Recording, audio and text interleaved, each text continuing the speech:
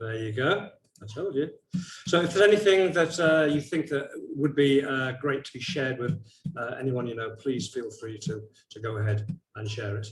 What we're talking about this evening is a very powerful strategy for navigating the twists and turns of life, shall we say, and that is creating healthy habits.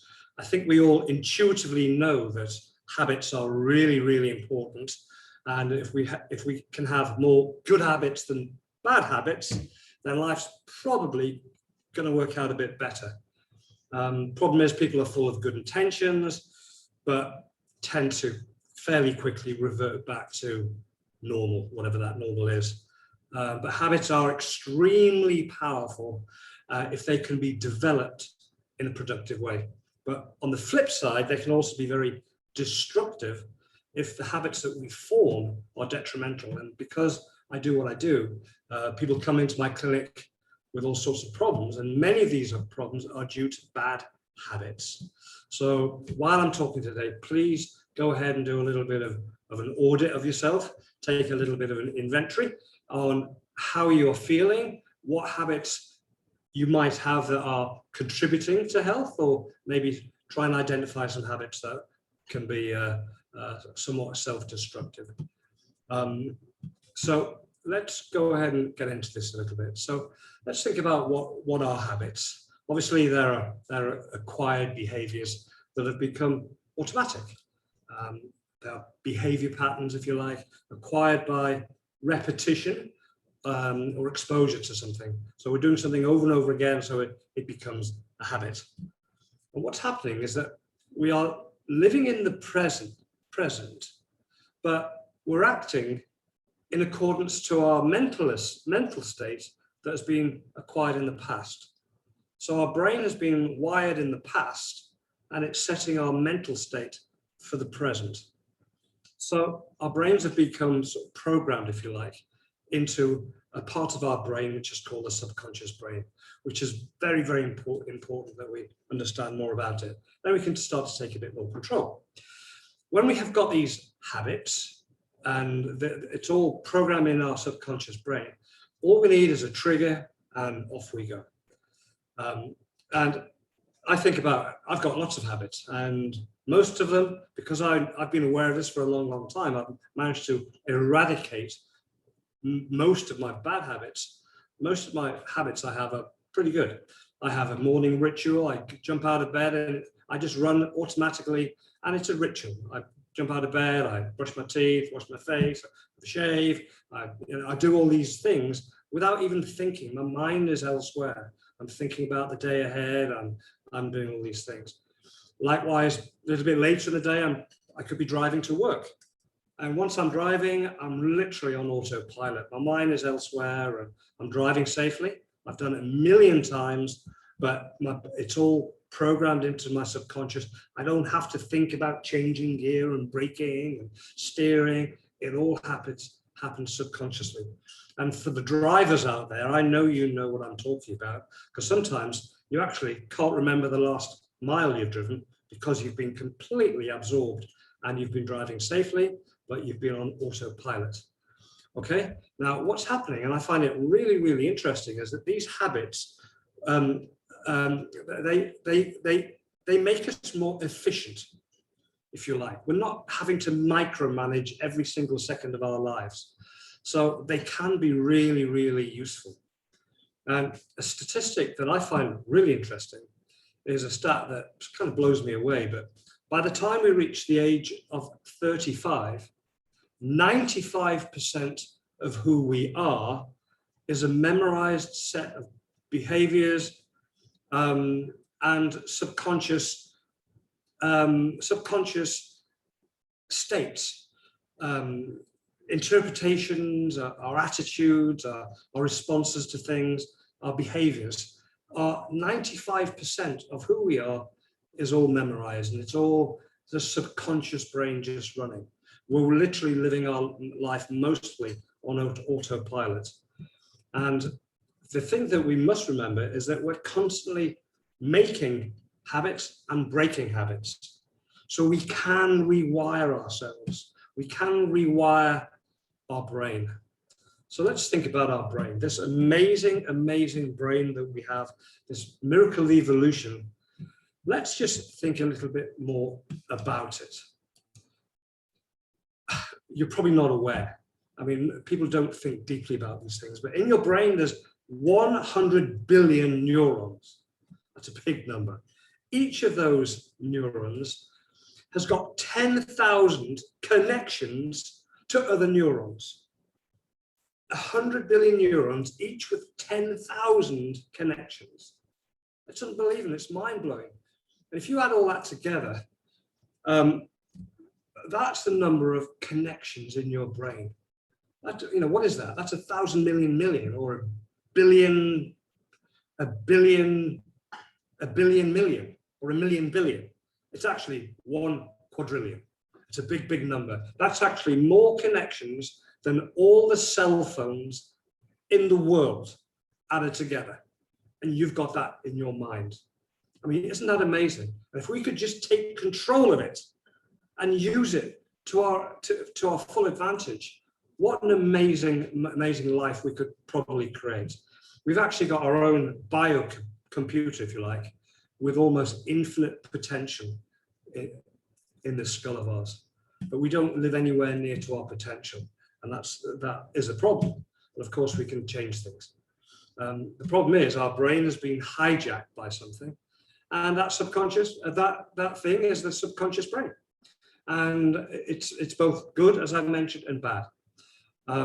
It's mostly programmed for survival.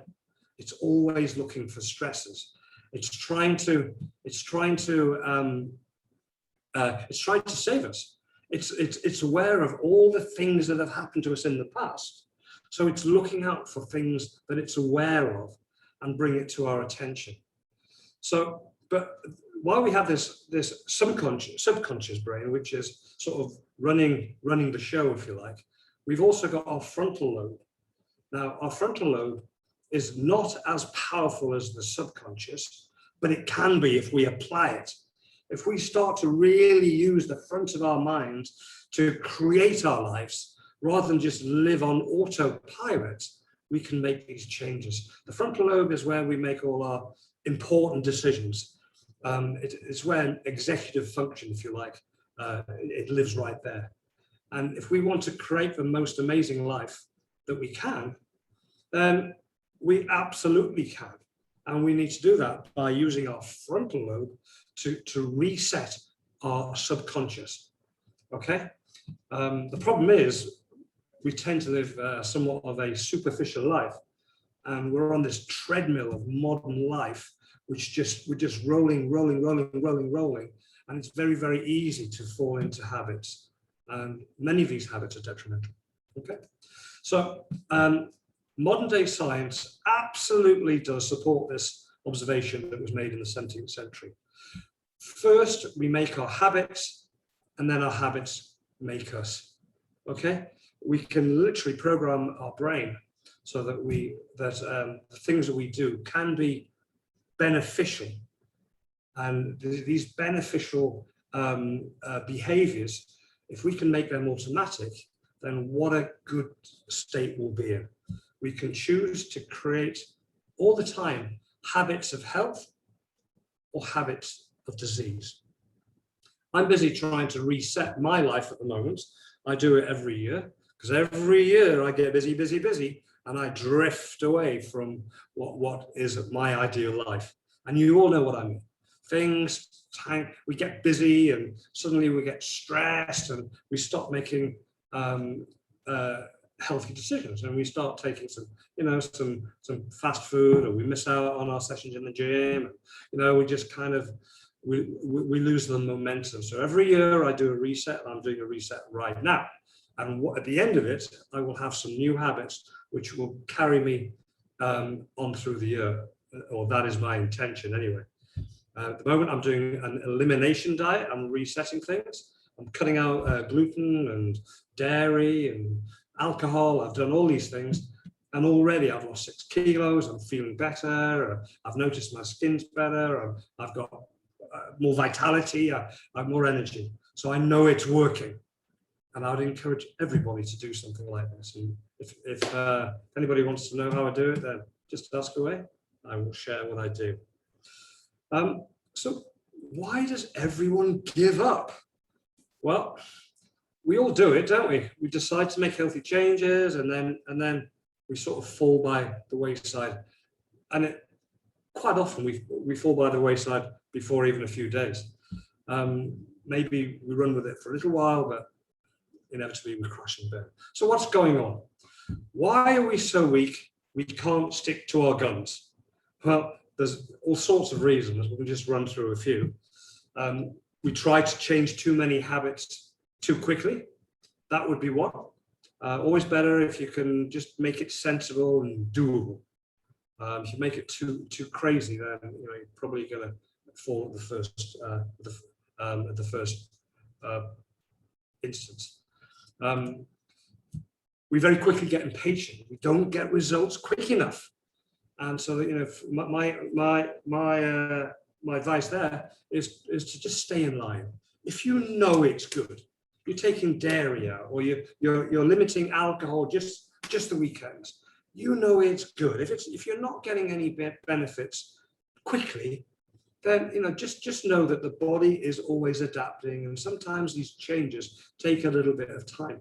And sometimes, if you're doing some detox or something like I am doing now, and this is what happened to us last year when we did a detox, you can feel quite lousy, and that's because the body's releasing toxins into the blood. So, my advice is, if you intuitively know it's good for you, just stay in line. If you leave the line, you've got to go back to the back of the line. So just stay in line, just have faith in your body's ability to change, and those changes will come, okay? Obviously, we all get busy, and that's a time when people tend to slip up and go back to square one. So be aware. Awareness is everything. Expect it. Expect to get that feeling that you're going to give up, and be strong, okay? If you expect it, you can set your mindset in the right place, okay? Mindset is everything. So obviously habits are a brain thing, okay? And it's all about programming our brains. So let's just go a little bit deeper into our brain, because I know this is really, really important. That's why I'm stressing this. We all have this thing inside our brain, and it's called the basal ganglia, and it's the oldest part of our brain.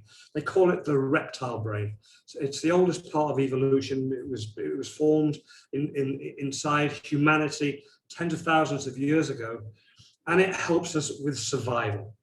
And think about, we call it the 4 F's of survival. So think about it. What have we got there? We've got fight, we've got flee, we've got, and then of course we've got reproduction. We really have to think about our destiny and the destiny of humankind. This part of our brain is formed to save the species, okay? But it's still there inside us. And all of us have about 60,000 thoughts a day. And when 90% of these thoughts are thoughts that we've had before, then we can understand that we are actually living in the past. And the way that we are conditioned by the past sets the state for how we live our lives today. And this is why it's so important that we take control, because if we let this lizard brain rule our lives, then literally we don't really stand a chance. We are wired for instant gratification, if you like. We've never been taught how these habits are built, so inevitably it's very easy to form bad habits. We literally don't stand a chance unless we take control. We all have busy lives, and it's very, very easy to just default to something that's easier. It's very easy to hit the couch. It's very easy to miss that session at the gym. But when these things happen, it tends to be unhealthy. Okay. So when I'm trying to live the life that I want to live, and that is a life that I design, and that's how I look at it. I find it really interesting if we take a little sort of step and we look at the regrets that people had when they approached the end of their life, because this is really something that we can learn from, I believe. And I've looked at this, and I've written quite a few things that I've learned about this in the past. And certainly, if we can learn by the mistakes that have been made by generations before us, we're going to be in a better place. So what are these regrets of older people that they can teach us? One, they regret not spending more time with loved ones. And while I'm going through these, why don't you think of your own lives? We tend to be on a predetermined path because of our subconscious mind. But I don't want you to fall into any of these traps, make any of these mistakes. Spend more time with your loved ones. Have you got the courage to live a life that is true to yourself? Because so many people end up living, it's not a life that's true to themselves. It's a life that they've just fallen into. And intuitively know it's probably not their best possible life, but it's the life that they're living. I want you to live the life that is true to yourself. We're all busy, we all work a lot, but it's interesting that people very, very, very rarely at the end of life are thankful the amount that they've learned. They wish that they hadn't worked so much, so they could spend more time with their loved ones and live their life that they want, their life of their choosing. So in this world, this high-tech world, we can actually, or we should be able to create more time for ourselves, because these technological tools that we have at our disposal are a double-edged sword, and they can either make life better, or they can go a long way to making life very, very stressful. So at times you've got to turn the tool around so it works in our favor, so we can create more time. These people at the end of their lives, they really wish they'd had the courage to express their feelings. So what do I mean by that? Well, when we're creating a life of design, which is what I'm talking about this evening, we want to have the power to say no more often. It's very, very, very empowering. If you are trapped in this life that is not working for you, then it's very, very empowering. If you don't want to do something, then just say no, because then when you say less later, it'll have more meaning. Okay? Don't just be a yes person all the time. Learn to create the important things in life, so you're living your life. And I really do believe this in all sincerity. The other thing that I think is really, really important, and people fail miserably, people fail to keep in touch with friends. I myself have been guilty of this in the past, but now with social media and all this technology, I'm trying to use this to my favor. And now good friends I've had in the past, I'm bringing them back into my life, and I've made this a really good habit. Okay, I identified my bad habit a few years ago, and I made contact with all those people I'd lost, those people that had been amazing friends and I've loved in the past. I've brought them back into our lives, and it's such a wonderful thing. And then the other really big thing, because I'm a chiropractor, doctor of natural health, the really big regret that people have at the end of their lives is that they did not take care of their health. Okay? So moving on, we want to create the life, we want to create the life of our dreams, if you like. The best way to do it is to create healthy habits, because then they run automatically. If we've got to keep thinking about doing what's right, it's hard work, right? So we want to create good habits. We'll come to that in a moment. So they want to be, how are we going to do this? Well, these habits we want to create, they should reflect our goals. Our goals, obviously, these are our aims, our objectives, our targets in life. So think about it. I believe, well, I know that I have a reason to be alive. I think about it deeply. I'm on a mission. Some of you who know me, know that I'm on a mission. Well, it hasn't just happened. I've developed it. I've used the front of my mind, my metacognition, to think about things. and I'm creating the life that I want to live. All right, this is my pursuit as I go through life. So we should start all this by identifying our goals, and we should make smart goals based on the perception of what is important. Right, so let's think about smart goals, making smart goals. So S-M-A-R-T, what does that mean? Well, let's go through it. S for smart. These goals that we make should be specific. They shouldn't be vague. I know exactly what I'm doing in January. There's nothing vague about it. I have written it down, right? I've told everybody what I'm doing. I can see in my mind's eye of exactly what I'm doing. And I'm excited. Already I'm feeling better. You know, as I move into the next month, as I start to come out of my eliminating diet, I won't go back to my previous life. I'll have made some exciting changes, which I will want to perpetuate, right? I've been very specific. I've made these measurable, okay? I know exactly what I'm doing. I measure my weight in the morning. I know I've written down what I'm going to eat. It's all planned out and it's measurable.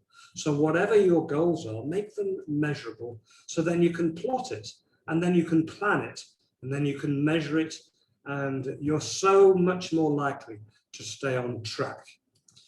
So SMA, smart, S-M-A-R-T, A, attainable. Make it reasonable. If you make it too difficult, you're probably not going to make it. So make it attainable, something that you can see, it makes sense.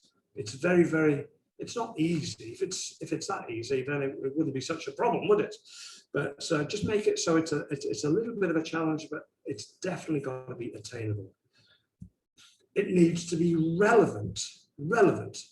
So it's got to align with your values. Don't just do something because it seems like a good idea, because somebody else is doing it and you want to do what they're doing. Think about your goals. Think about the life you're creating. Think about your challenges in life. What changes are you trying to make? It has to make sense. So make it relevant, okay? Don't just pick habits that you hate. Make it relevant to where you want to be. And then the last one, S-M-A-R-T, T, make it time-based, okay? So it's time-based. You count the days, count the weeks, count the months. Make it a schedule, right? A schedule is time-based. And then you can plot it, you can track it. And then you've got a finish date. And when you get to that finish date, what are you then going to do? Okay, you need to have it written down what you're going to do at the end. You're not just going to revert, because if you've gone a month, for example, or a few weeks, well, you're already halfway to making some healthy changes. So write down what you're going to do at the end, and then that is going to help you then move on into your new exciting future. The problem is when we reach the end, if we don't have these SMART goals and we haven't written down, and we haven't worked out a plan on what we're going to do at the end, unfortunately, we're just going to revert to our old ways. And I don't like to think that I was this guy, but maybe in my dark past, I was something like this. Not sure. Let's hope not. So let's look at the science of habits. When we can break down habits into three parts. There is a cue, an action, and a reward. So what do I mean by that? First of all, what is the cue? Well, think about it. You're walking home from work and then you pass the pastry shop. You can smell it as you walk past. You can see them in the window. Oh my God, that could be the cue that drags you into the shop. So you buy that pastry. And then of course, you've got the routine. You're going to eat that pastry, okay? The pastry is obviously an analogy. It could be anything, okay? If you like alcohol, you walk past, it could be you walk past a bar and you think, oh, I'll just nip in and have that Prosecco or that beer. It doesn't matter. There's a cue. The cue makes you fall into that action, that routine. And then of course, once you indulge yourself in the action, there's a reward. That positive feeling, you feel good, whatever it is. Suddenly you might get the buzz from the beer or the Prosecco, or you might get that rush of sugar from the pastry. That's the positive result. And it's this cue, routine, reward thing that makes us fall into the trap, right? The most important thing is that we are aware of it. If we are aware of it, we can change. We can change things.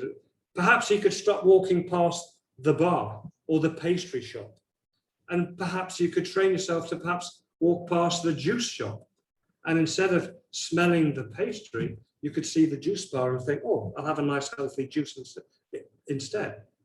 Now, you might not get that immediately, you'll get that buzz, but if you do that routinely on a daily basis, suddenly that juice is becoming a good habit rather than the bad habit that is the pastry. And you've made a really positive change to your life. Now, these are analogies, but you can think about what triggers you have. What are your bad habits? What is the trigger? And what is the reward? Then set about making some changes. I want you to think about the vision of who you want to be. We all have this vision. We look at ourselves in the mirror. Do you like what you see? What changes do we want to make? Most people are doing something, but how is it working? Do you keep falling back into your old ways? So let's start to think about how we can bring about these wishes. How can we bring what we want to fruition? Is it just a matter of willpower? Oh, maybe yes, maybe no. I think it's a bit of both, actually. You definitely need some willpower at the beginning, because without the will, you don't have the power even to get to first base, right? So let's think of a few more tricks that we can apply. First of all, I believe that we need a really strong why. For those of you who know Simon Sinek, it all starts with why. And almost everything we do should start with a why. Think about it. If we want to avoid disease, why do we want to avoid disease? Right? Do we just want to be healthy? Or do we want more quality years with the loved ones? Interesting. I know I've thought about this deeply. And everything I do, I understand why I do it. I look after my health because I want to be around. I'm literally, I've got a longevity mindset, and I'm not talking about living a long time and suffering with degenerative conditions. I'm living a life by design because I want to enjoy vitality deep into my long life. That's my plan, right? I've got a why. I've got so much to do in my life. I want to share these years with my loved ones for as long as possible. And I know that if I can have as many good habits as possible, I'll be in the best possible place, right? So think deeply about your why. Why do you do something? I do it for that reason. Why do you do it for that reason? Why do you do that? Why do you do? Why? Go deeper and deeper and deeper until you really understand your why, right? So the next thing, just start with small steps, little steps. If you keep making little steps, eventually they turn into big steps, right? Small steps, just keep it moving one step at a time. Stay in line. If you make big steps, these are big changes, and big changes come as a big shock to the body, right? Just break it down into small steps, keep moving forward, and small steps will lead to big progress, right? The most important thing is know what the steps are and don't break the chain. Something will always happen. You'll have a day on MC or something will happen, right? And you'll miss a day. But never, ever miss 2 days. You know what I'm saying, right? Don't break the chain, right? Something will happen, you miss a day, right? Just get back in line, okay? Don't miss 2 days, because if you make 2 days, cool, you've broken the chain. It's very, very, very important. The next thing, make sure it's written down. Set that program, make a plan. I've spoken about it. I'm a huge writer. I've got lists coming out of my bazooka. You know, I've even got lists of lists. I mean, I am a little bit extreme, but if you think about the life you want to make, write it down. Break it down into steps. Make it doable. Create a program. Create a timeline. Like, make it a thing. Because I really do believe if it's not written down, it's not a thing. It's just a vague idea. Okay? Right. The next thing that I do, and I do quite successfully, I call it temptation bundling. So what do I mean by that? Right. I go to the gym. If I go to the gym, I go on the cross trainer. Right. I use the cross trainer a lot. I find Singapore pretty hot and sweaty. I don't like running. I just don't like it. I'm trying to look after my knees because I want to be skiing in 20 years or 30 years time. I look after my knees. So my thing, I cycle and I use the cross trainer. But I find the cross trainer boring. So what do? Well, I bundle it with listening to podcasts. And I actually look forward to my time on the treadmill now or on the cross trainer. Why do I look forward to it? Because I'm listening to something that I'm following, right? I've created something and I'm using technology in a clever way. And I might be listening to a podcast, I might be listening to music, whatever it is. Try and add something to your schedule to make it more rewarding. I call it temptation bundling anyway. Another thing that works famously for many people, and I know it works for me when I use it, is get yourself a buddy for whatever you're doing. It will help make you accountable. It's always better to share things in life. During lockdown, I mean, I barely left the house for 2 months. So I created some good habits. I started learning about functional medicine, and with my wife, what we did, we created a daily routine. And our routine was we did yoga every single day, half an hour. And we did not break the chain for over 100 days. And it was quite remarkable. My body changed. And what did we do? We just did something that was good. It was simple, but we did it day after day after day. We didn't get out of line. We didn't miss. We held each other accountable. There were days when Vanessa was going to miss, or there's days that I could miss. But we each made each other accountable, and we did not miss for over 100 days. Okay? So get a buddy. Really helps. I've mentioned before, a really important thing I believe is to track your progress. Track it. Since I started my elimination diet, I have lost somewhere between 5.5 and 6 kilos, and we are now 3 weeks in. Okay, now I track it every day. Now I now know that if I eat certain foods, this progress I'm doing, I'm aiming for about 8 or 9 kilos. I don't feel I need to lose it, but I'm tracking it because I find it interesting, right? I know my BMI, I know the range I want to keep it in, but I'm tracking it. I'm tracking what I eat. I'm very much tracking what I eat because remember, I'm on an elimination diet. I'm trying to work out why some days I don't feel as energetic as other days. Why do some days I feel a bit itchy? You know, I just know intuitively it's something that I'm eating. So I'm on an elimination diet and I am tracking my progress. Okay, so make sure you track whatever you're doing. I think another very important thing is that you do things that are enjoyable. So whatever you're going to do, for goodness sake, don't make it a pain. You've got to enjoy it. A healthy life, it just should not feel like hard work. Now, I've taken out alcohol, I've taken out gluten, I've taken out a lot of things that I really like. And it is hard work, but after about 3 days, it wasn't hard work anymore. It just became something that I was really interested in, and I'm really enjoying it. I now plan what I'm eating, and it's hugely enjoyable. Yes, I still have a beer. I'm alcohol-free, and I'm gluten-free, but I found a beer that is alcohol-free and gluten-free, and I've learned to really like it, right? If I hated it, I would probably end up failing. So please try and plan what you're doing. Create a vision for who you want to be. Create a plan how you're going to get there, a roadmap if you like, and make it enjoyable steps. Think deeply, how are you going to make it enjoyable, right? There's so many ways you can do that. Right, this works for everybody. This really does work for everybody, and just think about it. It's where you put your mind.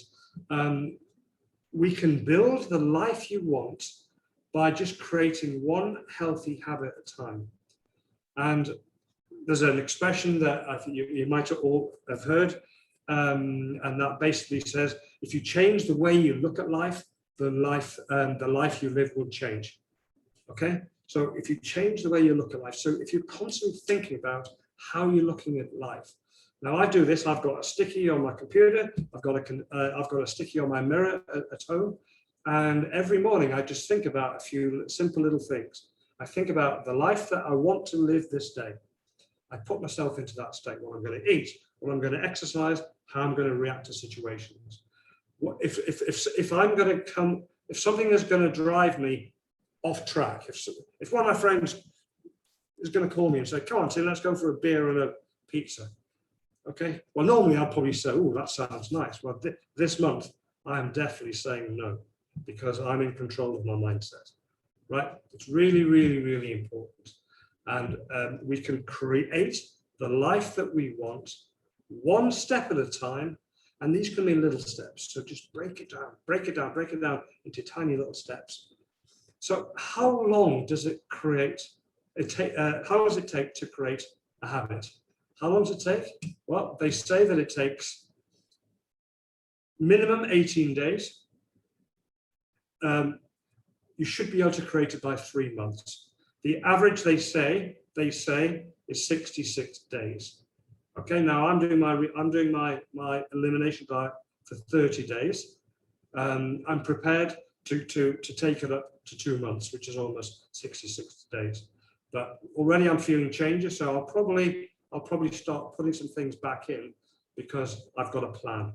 But if I feel that I haven't created the habits, I will go longer. Okay, but I think if you go a month, you're probably more than halfway there, and you may already have created a habit. Okay, so why not today, while we're thinking about it, why don't we just think of one habit you'd like to break and one you'd like to add? Right? Now, I'm on this myself, so think about it. I don't know whether you made it in any New Year's resolutions at the start of this year, but we've got another year starting next week, Chinese New Year. That will be a great time to start with. So we've all got bad habits. Let's think of one habit we'd like to break, and then one habit you'd like to add. Because I never believe in just stopping something. If you're stopping something, you want to be adding something that is fantastic to counterbalance, right? I always believe in balance. So think about that one habit. Identify the cue that spurs it, right? What time of day does it happen? Is it boredom? Is it hunger? Is it walking past that pastry shop? When does it happen? Does it happen when you're stressed? Does it happen after work? Does it happen first thing in the morning when you wake up? Identify the potential rewards.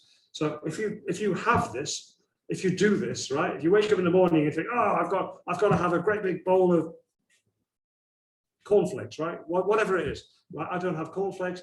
I just don't think they're not my healthy option, right? But if they made me happy and I wanted to stop it, I would have to think, okay, my cornflakes or my toast and marmalade or whatever it is makes me happy in the morning, right? If I'm going to remove it, I have to put in something that's going to make me just as happy, right? Whatever that is. So try and identify a new routine you'd like to establish, right? And I think you can do this. You can do this. It's about mindset. It's about awareness. There's a bad habit. What spurs it? What perpetuates it? And then let's just replace it with something else. Okay. It's got to be something that provides you with a similar reward, but in a more productive and healthy way. Okay? So ask yourself this: what is more important than health? I can't think of anything. Yes, okay. The health of your loved ones. All right, there you go. That's the most important thing. After the health of your loved ones, it's your health. Because with your health, you can enjoy life. And you can, I know this because I have some very, very, very, very wealthy people come into my clinics, and they would pay almost anything to get their health back. Ask yourself, what are your health goals? What are your health goals? Is it just not being clinically sick? So you don't have a diagnosed disease or condition? Is it that? And I know lots of people that, yeah, I'm okay. You know, I'm a little bit overweight, but no, I don't have diabetes, don't have blood pressure, but I could be healthy. Or is your goal vibrant health? Now that's where I think you want to go, because that is where you can experience the real juice of life. That's where life is amazing. That's when you can jump out of bed in the morning with no aches and pains. You can throw yourself into your life purpose. It's all about establishing healthy habits. So just to give you an idea of some areas that you really, really don't want to miss out on. Here's them. I call these the pillars of health. And I think that you should really, really have a plan for each of these. Exercise and movement, you know, your 10,000 steps, you're going to the gym 3 times a week, or what is it? What is it? You have to have a plan for each of these. Nutrition, weight management, blood sugar management, insulin management. You should have a plan. Your quality sleep, toxicity. What is it are you allowing to get into your body? Do you need to do a detox once a year? What is the state of your liver and your kidneys? Right? Give them a break. Do a little detoxification every now and again. What about your alignment? If you are structurally misaligned, then every step you take is micro trauma. And that's going to lead to pain and suffering and arthritis. We have to be structurally aligned, right? This is where I come in as a chiropractor. Minimizing stress. Stress is one of the most destructive things that happen to us, and we are all stressed. So think about it. What is your plan when you get stressed? You need something to de-stress, right? Disease is a loss. Disease is a loss of homeostasis, a loss of balance. And these things that I'm writing down here, if you don't get right, will drive you away from balance, away from homeostasis, and you will end up in a state of disease. Okay? And then the final one is purpose and having a positive mental attitude. If you've got this amazing positive mental attitude, you tend to be healthier. You're making better decisions. You're following a healthier path through life. Right? Okay. So let's give you one thing. Right? The most common thing that people want to do is lose weight. So if that's you, then just write down these 3 steps. Okay. These could very, very, very, very easily form healthy habits for healthy weight management. Okay, I've broken this down. This is a 3-step plan. If you do this, and it's easy, it really is easy. 3-step plan, and you just follow it. Exercise, 1 hour a day, no rest days. That sounds like hard work, but guess what? You can do that. 10,000 steps. If you do that fairly vigorously, so you're just walking, so that could be 20 minutes in the morning, 20 minutes at lunchtime, 20 minutes in the evening. I do this almost every day because at the end of my day, I have a good dog walk, and it's fairly vigorous, and that makes sure every single day I get my 10,000 steps. Okay, no rest days. Do this for a month, and you will find that you're losing weight. I promise you. So what about the food? Just cut out all added sugars and flour and all their products. So what does that mean? No pizzas, no burgers, no pasta. Yes, you can have rice and potatoes, ideally brown rice and potatoes once a day. The rest of the time you have protein and vegetables. Okay, I'm about to have my meal at the end of this. I guarantee it'll be fish and a huge pile of vegetables. And for my one meal a day, I will have either brown rice or a jacket potato. I guarantee that's what will be waiting for me. Okay, so just follow this for a month. It's easy. And then the other part of the plan, drink 2 liters of water without fail. All right, this helps us carry things through, helps us digest, it helps us detoxify. If you're carrying weight, if you do this and you make this a daily thing, make it a healthy habit, you will almost certainly lose weight. Okay. What else can we look at? So some simple things. Coming to the end now. I don't want to go on too long because I'd love to go into any questions that you may have. I'm looking at the chat. Don't see anything in the chat yet. So if you've got any questions for me, you can pop it in the chat. So habits of healthy movement. I've just gone through habits of healthy weight management. So think about habits of healthy movement, because for sure we are living in a world where most of us are not living enough. It's true that our ancestors used to move 200 times more than we move today. I heard that once said, and I thought about it. I thought, oh my God, is that really true? And I thought about it, and yeah, how much time a day do you spend sitting? 8 hours? Or during those 8 hours, you would normally, you should be moving. Certainly our ancestors did, right? So we need literally to move more. So we must look at our daily routine. Is it sedentary? If it is, we need to fix it. We've got to get our 10,000 steps in. So whether it be cross trainer or brisk dog walk, like I've mentioned, or whatever, get off the MRT 2 stops earlier, 1 stop earlier, go up the stairs, or stop using the lift and take the stairs, whatever it is. You know your life better than I do. Just build it in. There really are solutions, all right? I know it means breaking some habits, right? Breaking those bad habits that are in our subconscious, that we do every day. We just want to build a simple regime during the day. I think that what I do during the day, I drop on the floor, I do a few push-ups, I do a few dry squats. They're very, very, very easy. And I do some simple stretching as I'm going through my day. If any of you have a pet out there, a dog or cat, you see them sleeping a lot. But when they get up, they always stretch. So learn, when you stand up, do a bit of a stretch, whatever that looks like. Okay, we should be stretching during the day. And then the other thing I encourage everybody to do, and please pass this to your friends, is to embrace chiropractic, because this is not just minimizing pain. This is about getting the most out of your bodies. I've written it down there. We use it or lose it. If you're stiffening, we're losing range of motion, we must get that back, or else we will lose it. And if we lose range of motion, we're stiffening, and stiffening and aging cannot be separated. Okay, so what I'm talking about is slowing down aging. This is really, really important. Okay, so I've gone through a lot of stuff there.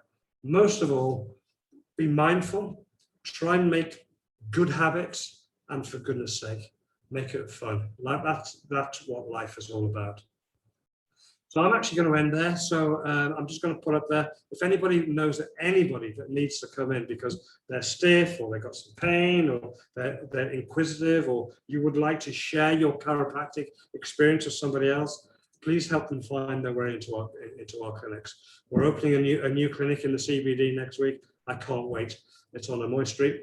We are consolidating 2 of our clinics together. We're having a soft opening in 2 weeks' time. Why not help people be one of our first clients to come in? Just take a picture of that QR code will take them straight to a landing site, and that will help them find their way into our clinic. So with all that said, I'm going to finish there. If anybody has got any questions, please ask me. You know me, I'm just here to help. I'm not rushing off. I've certainly can answer any questions. If anybody would like to contact me, please don't be shy. You can contact me by social media. just go ahead and I will certainly do what I can. Okay.